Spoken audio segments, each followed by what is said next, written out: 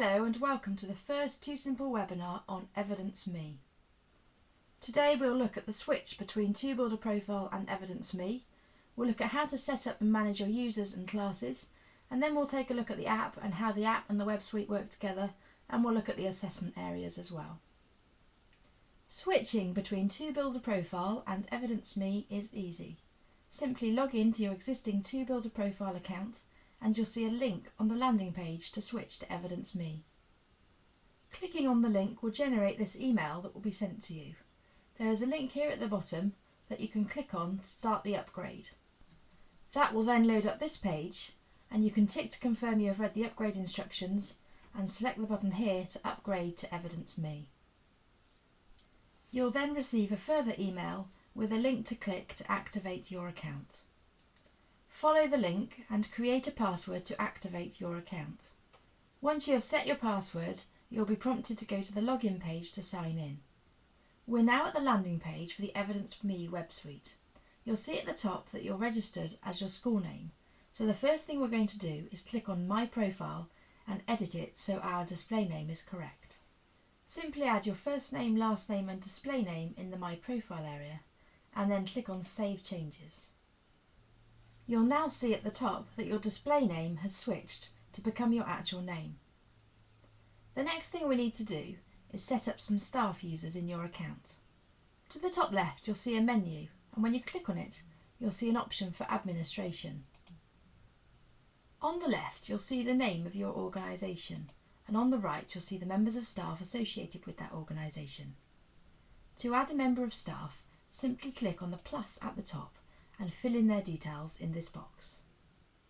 When you have filled in all the details, click Create at the bottom and that member of staff will be added to your organisation. Once they have been added, they will receive this email to activate their account. Repeat this as required to add all the members of staff that need access to Evidence Me. In the administration area, over on the left, you've got further menu options. The first of these is Modules, and this can be expanded to show Evidence Me and frameworks, observation notes and report templates. If I click on Frameworks at the top here, a list of all the frameworks accessible via Evidence Me appears. I can use this to control which frameworks and which parts of the frameworks appear on the devices when I take observations.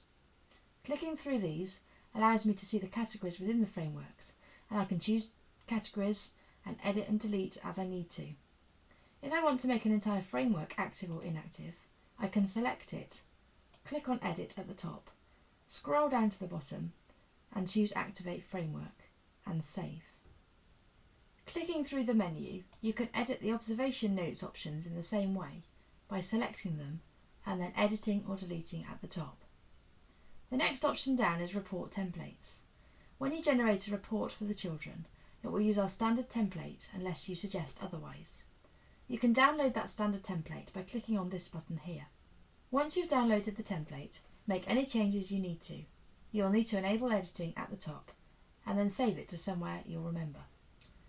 Back into this area here, you can click on Upload New Custom Template and select and upload the template you have just edited. Now we have created staff logins and made any other changes in the administration area that we wanted to, we can come back out of this area and set up our learners and classes.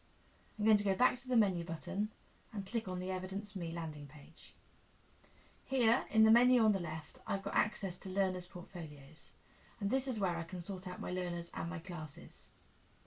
If you have upgraded from ToBuilder Profile to Evidence Me, and all your users and learners were set up correctly in ToBuilder Profile, they will automatically be moved across into Evidence Me, and you won't have to set it up from scratch. It is at this point that I'd like to recommend our useful support pages at help.evidence.me. Over on the left you'll see a menu, and within that menu you'll see Setup. At the bottom option here is Classes and Learners, and there are some helpful instructions and videos to help you set them up. If I scroll down this page, I'll see an option to download a CSV file, which I can then populate with the learner details and upload into Evidence Me. I have populated the spreadsheet with some example data. On the left hand side, I have only put one parent's email address against a child, but you're likely to have this against each child in your group. If I go back into Evidence Me, I'll see a button under Unassigned Learners that says Upload Learners. This will only be visible for administration users. I can click on this and browse and select the template that I've just populated. When I click on Open and Upload, it will upload those learners into Evidence.me. The learners have now all appeared on the right hand side in the Unassigned Learners area. Now I'd like to move them into their class. If I click on the plus button in the Classes widget, I get the opportunity to make a class. So I'm just going to put a class name in here and select the teachers that I want to be attached to that class. Create. You'll see now that the Robins class has been created, but it currently has no learners in it. If I go back to Unassigned Learners, I can select them all, then hover over the left hand side of them and drag them into Robins class. Now the learners are in Robins class. When I select Robins, I can see them all on the right hand side. We recommend that you upload your learners one class or group at a time. In a similar way to uploading the Excel file, you can create and upload a CTF file from your MIS. For demonstration purposes, I have now added a second class, Wrens, and moved half the children from Robins class into Wrens, so I have a selection of children in each class. I can also create groups within a class by selecting the class and clicking on the plus at the top. This will suggest that I am creating a group in Robins class, and I'm going to name the group and create. Now you'll see there's a little plus next to the Robins class. If I click on the plus, it will open up my groups. If I select girls, you'll see currently I have no girls within that group. Going back to Robins class, I can now select the learners I'd like to pop in girls group and drag them across. Each time it will ask me if I want to copy the selected item. So I've added Molly, and now I'll add Polly. Now when I click in girls groups, I'll see the learners I have added. If I want to remove them from a group, I simply select them and delete them from the group. This will remove them from the group, but they'll still be within the class that goes above the group. Let's pop Molly back into the girls group. Once the learners have been uploaded, you can click on the learner and click on the edit pen to view the information for that learner. You'll notice here there are two tabs, one for learner details and one for parent details. Within learner details, you'll see there is an option here for a portrait of the child. If you click on edit, you are able to import a picture into this box. If you are happy with the picture, click on upload and that will set the portrait for that child. Here I am looking at the child that I added a parent email address in for. If I highlight that and right click and copy, I can go over to the parent tab and paste that email address in here. That will then add it underneath here, and I can click on the status Send Invitation to invite that parent to use Evidence.me Parent Share. I'm going to click on Save Changes. The parent will then receive an email to welcome them to the Parent Suite. They can click on the link to activate their account. On clicking the link, they are prompted to create a password. Once they have created a password, they will be able to sign in to a parent view of Evidence.me. Going back to the staff view, if you were to click on Parent Share in the menu on the left-hand side, you'll be able to clearly see which learners have email addresses assigned to them and the status of that activation link they were emailed. Now that we've used the web suite to set up Evidence.me how we'd like it, we can switch to looking at the iPad app for Evidence.me. I'm going to first click on the App Store and I'm going to use this to download the app. You'll notice that in the search area, as I start typing Evidence.me, it will auto suggest Evidence.me by 2Simple. By selecting that, I can then choose Get and follow the options to install it onto my iPad. Once you have installed Evidence.me, if you press down on it and drag it into the taskbar at the bottom, it will be easily accessible wherever you are on the iPad. Tapping on Evidence.me will open the app and prompt you to sign in using the details you set up when you activated your account. Click Login to access the app. At this point it will recognise whether you are a teacher or a parent and log you into the correct environment. When you open Evidence.me, it will ask you if it can access the camera. Please click on OK. It will ask you if you'd like to access the microphone. Again, click on OK.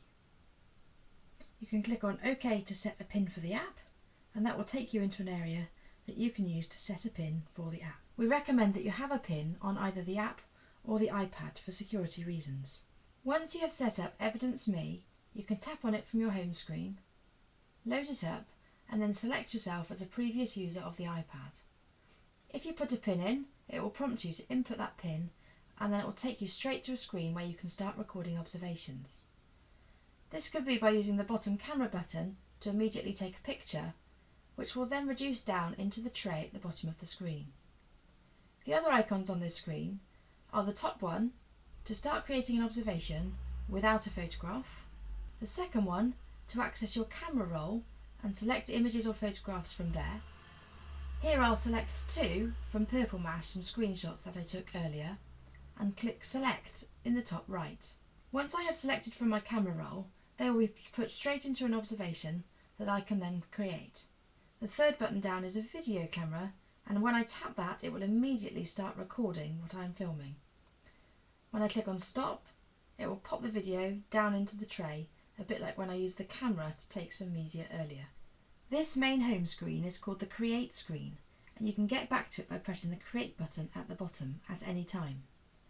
At the bottom of it, you'll see this media tray that you can scroll left and right across. If you tap on an image in that tray, it will enable you to create an observation from that image. You'll see on the left underneath the image that you can add a photograph, a video, or another piece of media from your gallery at any point. You can tap to edit the date and the time on the right hand side, and you can check to enable parent share if you'd like to share that with a parent. Beneath that you'll see several options. The top of these enables you to add the learners. When I tap Add Learners, I'm presented with Robin's class. Across the top I can click on the menu to change between Robin's class and, in this case, Ren's class. I tap Learners to go back again. I can then select the learners involved in this observation, and when I select Observation Details in the top left, it will then tag those learners with that observation. Underneath that, I can tap to edit a notes field. These are the ones I could have altered in the administration section of the web suite earlier. Here I can start adding my text. The notes could be typed in using the keypad, or you could use the microphone button to record your notes. Polly and Molly did some great painting, comma. They experimented with mixing colours, full stop. You can then add some next steps comments if you wish. I'm going to click on Observation Details to go back to the main observation page. Underneath my notes, I can tap Add Objectives. This will take me to an area in which I can explore the frameworks. I can tap at the top to change the framework. I can tap underneath that to change the category, and underneath that I can also select a level that those children are working at. Here I'm going to select 30 to 50 and 40 to 60 months. When I close this, on the left hand side I'll see all the objectives within that area, Expressive Arts and Designs, between 30 to 50 and 40 to 60 months. Under Suggestions, I'll see suggestions for objectives that could have been met based on the notes I made in the previous section. I'm going to select these two, explores what happens when they mix colours, and chooses particular colours to use for a purpose. When I click back to Observation Details, it will tag those objectives to this particular observation. The final area to edit is the Next Steps objectives. If I tap on Add Next Step Objectives, I'm taken to a similar area to adding objectives. I've now filtered the framework to include the Early Learning goal in the Expressive Arts and Design area of the Early Years framework. Underneath that you'll see under the left-hand tab I've still got access to all objectives within that area of the framework. If I tap on Suggestions, I have got shaded the ones I included in the Objectives area. I can now, if I like, select a further objective that would be the Next Step objective from this observation. I can then tap on Observation Details to return back to the observation. Change the area and add other objectives if I need to. If you know you have more to do on this observation, you can tag it as Draft. With this one, I'm going to mark it as finished. Once you are happy with the observation, you can either tap the Create button at the bottom or the Observations button at the top to return back to the main Create page. At the bottom you've got a series of menu options. The first one, Profiles, takes you to an area where you can view the children's profiles. For this part of the webinar, I'm going to be viewing data in a different school to that I've used previously. The school I used previously was a brand new setup, whereas this school has got some previous data in it, so we'll be able to see what the reporting area looks like. You'll see on the left hand side I've got a list of classes. and I can tap on the class to view the children in the class. Once I am looking at the children in the class, I can tap on a child and view that child's progress. At the top I've got some information about the child, and below this, under assessments, I can see the different areas of the framework and where that child sits within that area of the framework.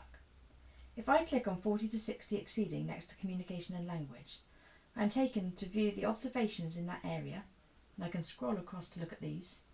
And underneath that you'll see I've got two areas, start of the year 2019 and autumn 1. You'll see here the smiley faces.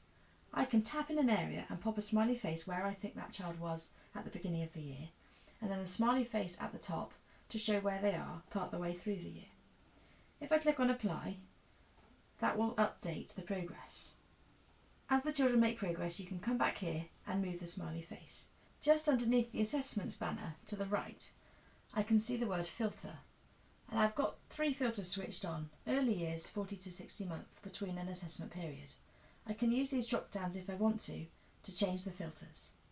The other thing you've got in the learner profile is just a list of the recent observations if you'd like to browse them. I'm going to go back to the profile screen. Another thing you can do with the profile screen is click Edit to the top right. This allows you to edit children within the classes.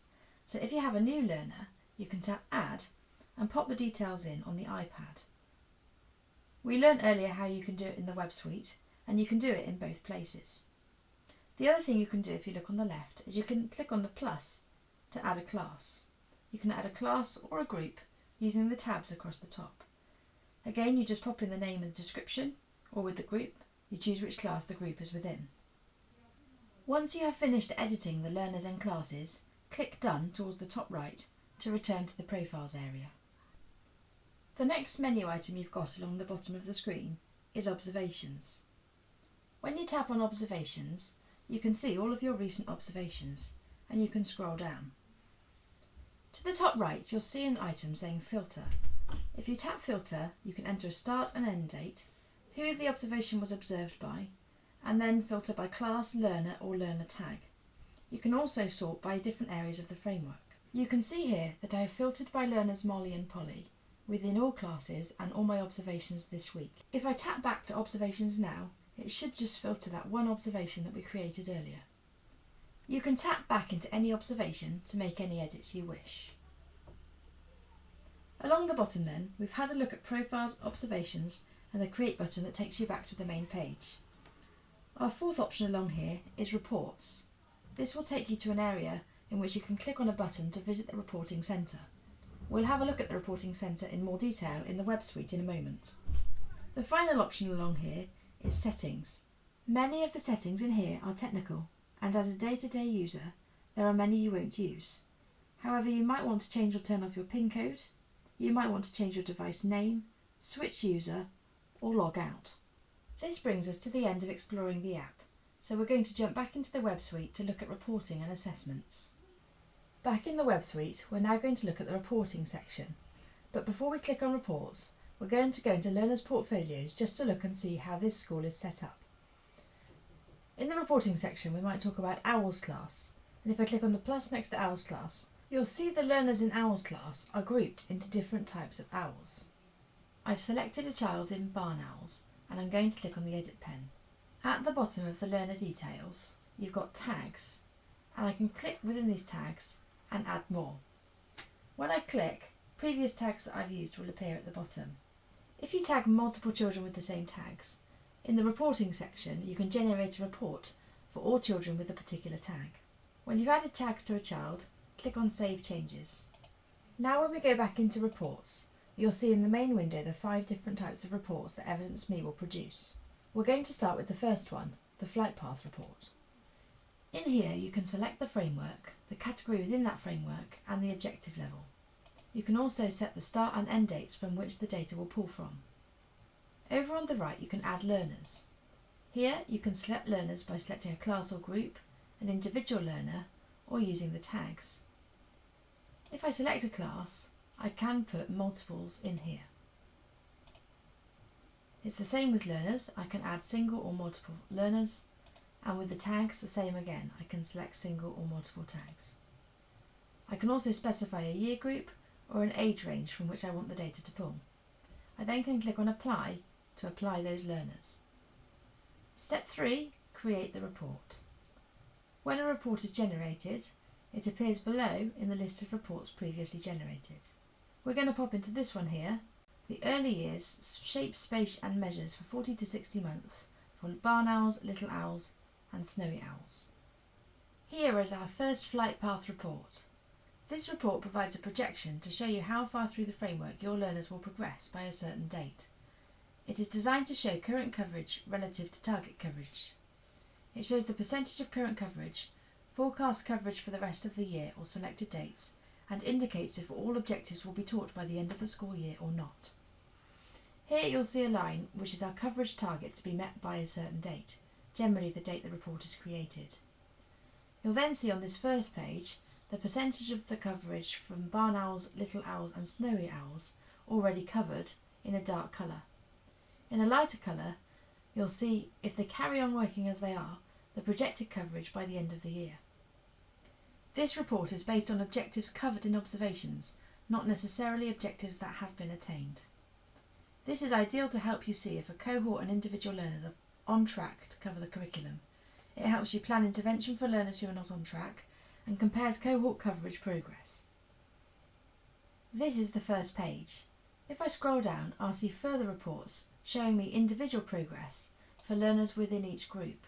You'll see here, this is the barn owls group. If I scroll down a bit further, I'll see the little owls group, and further again, I'll see the snowy owls group. Our next report is framework coverage and progress.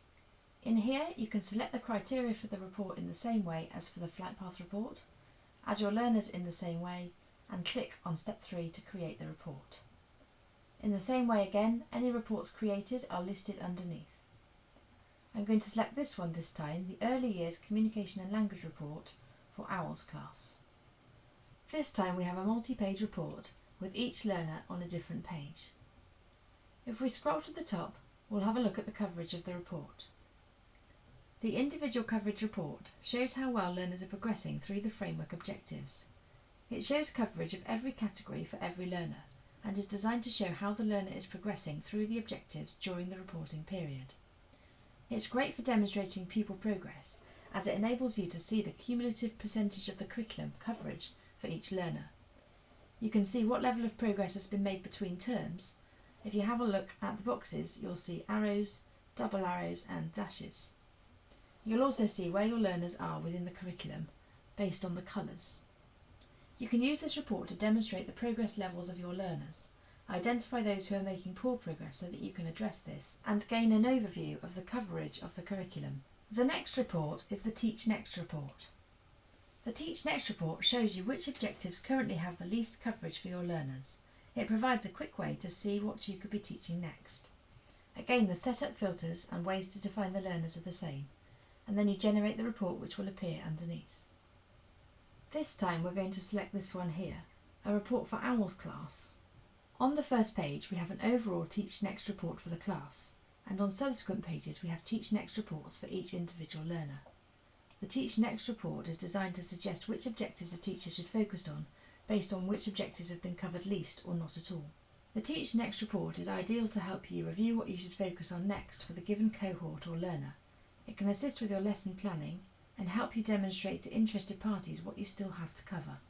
Our next report is a Learner Observation report. Learner Observation is a PDF document containing your learner's observations for a particular child or class for a selected date range. This report is great for creating children's learning journeys, and you can also edit the template for this report to suit your school. Simply add the start and end date from which you want to pull the data from, choose a template, and if you were here at the beginning, you can select a template that you downloaded, customise and upload it again if you want to from this area here. You then can add learners and then click to create the report.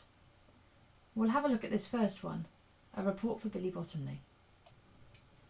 The look and the data pulled through to this report will depend on the template you have chosen. If I scroll down, you'll see this one's got one observation per page. The final report in here is the EYFS Cohort Assessment Report. Before we look at this report in detail, we're going to click on Assessment on the left-hand side. Here you come to the new Assessments area. We've listened to your feedback and we've now made assessment simpler and more powerful than ever. Our assessment page is much more focused on what you want to see. You can see judgments and coverage for each area of learning for any age band. You can click through to help pages, or you can create a filter by clicking on this button here. I have set this up for OWLs, but you can select any class, learner, tag or year group, as before. You can also filter by framework, by category and by objective level, and then enter the dates from which you want the data to pull. At the bottom you have the opportunity to turn the Assessment Assistant on. The Assessment Assistant provides an at-a-glance way to see the strengths of your learners. When activated, the assistant will make an entry into your assessment when learners pass the observation thresholds that you have set. I've brought up the help pages here to help show what I mean. The Assessment Assistant will automatically make a judgment of emerging, developing or secure, depending on how many observations that objective has been tagged in for a particular learner.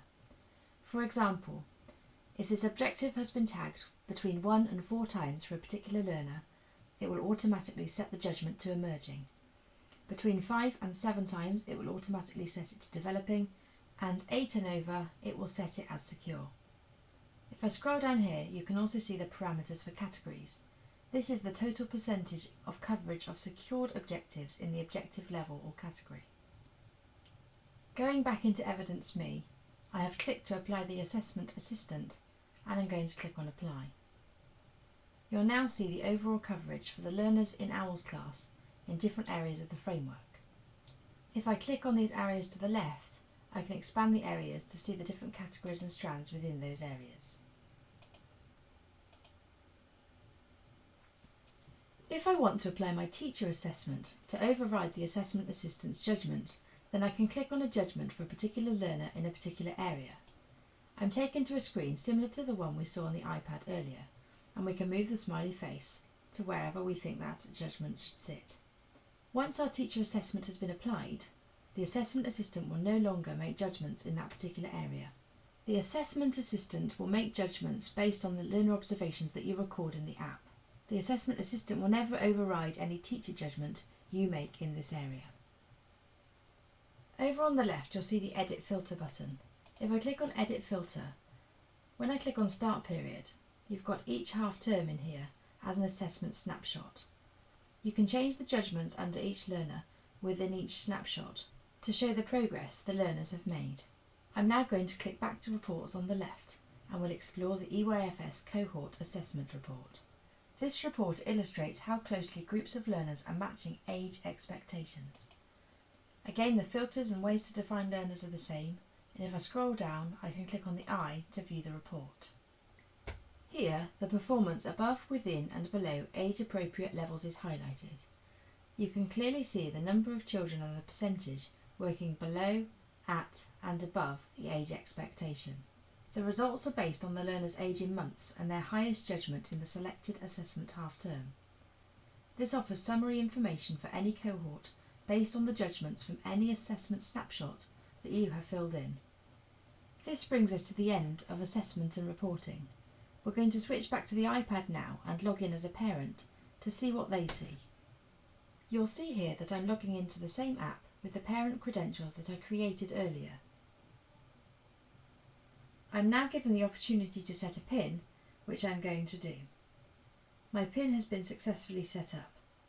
A parent may also be asked whether the app can access the camera and the microphone, as was the case before. The parent can create observations in a very similar way. They can add an observation without an image, with a photo from the gallery, by video, or by tapping on the camera button and creating an observation image that will move to the tray. If I tap straight away, I'll be able to edit that observation. And in the same way that I do, a parent can set the date and time and they can click to add learners. The difference here is they can only see the learners that they have access to, their children.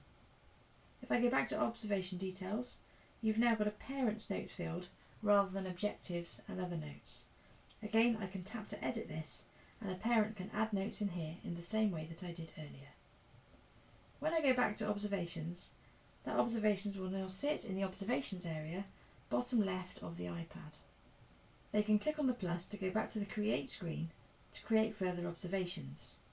You'll notice when I go into the observations area that there's an orange box that says Parent Submission over the observation. Now an observation has been created in Parent Share. When a teacher comes to the landing page in Evidence Me when they have logged in, they'll see an observation with Parent Submission written across the bottom. Here they can click and view the parent submission, and if they want to add it into Evidence Me, they can click Approve at the top. Alternatively, they can reject. The teacher can click to edit the observation details, the objectives or the next steps objectives for the observation. I'm going to click on Back to return to other observations that are recent. Any observations that have been taken recently are shown in the web suite. You can click on them to make any edits you would like. Here's the one we created earlier. You'll see learners Molly and Polly are still tagged, and any details we added are down here on the right hand side. If I wanted to add this parent share to this observation, I can click on the Edit button next to Observation Details and click Yes against Parent Share. I can then save the changes. Other things you can do with observations in the web suite are duplicate them or delete them altogether. I'm going to click back, and that will save that as tagged for Parent Share.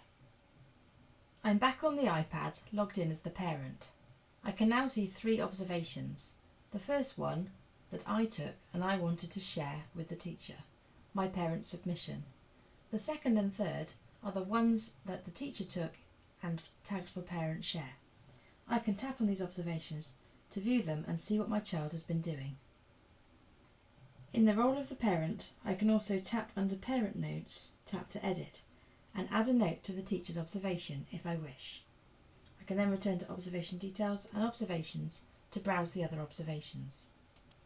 Back in the web suite, if a parent has made a note against an observation and you'd like to view it, click on the observation tagged Parent Share and you'll see the note under Observation Details on the right hand side. Before we exit here, I just want to mention that observations can be created in the web suite directly. You simply click Add under Latest Observations, pop in the experience date and time and parent share, any notes, next steps or comments, and create. Under Learners Portfolios on the left hand side, if you were to select a class and then any learner in that particular class, you will be able to view all the recent observations for that particular learner. And if you select the plus in here, you can create an observation for that particular learner from this area. I'm now logged back into Evidence Me on the iPad as the teacher to make my last couple of comments in this area. I just wanted to highlight the little green dots on each observation. The little green dots indicate that the observation has been uploaded from the iPad to the web suite. If the observation hasn't, the dot will be red. As soon as the iPad is within an area with Wi-Fi, all the observations should automatically upload to the web suite. When I go back into an observation here, to the top right, I've got 2 buttons, Delete and Duplicate. It can be useful to be able to duplicate the observation so that you can add different learners and different objectives. It can also, of course, be useful to delete the observation altogether if needed. I can't finish this webinar in any other way than pointing out the fantastic help resources available from the web suite. Simply access them by going to help.evidence.me or clicking on Help on the left-hand side. Thank you for listening today, and if you have any further questions, please do get in touch. We are always happy to help.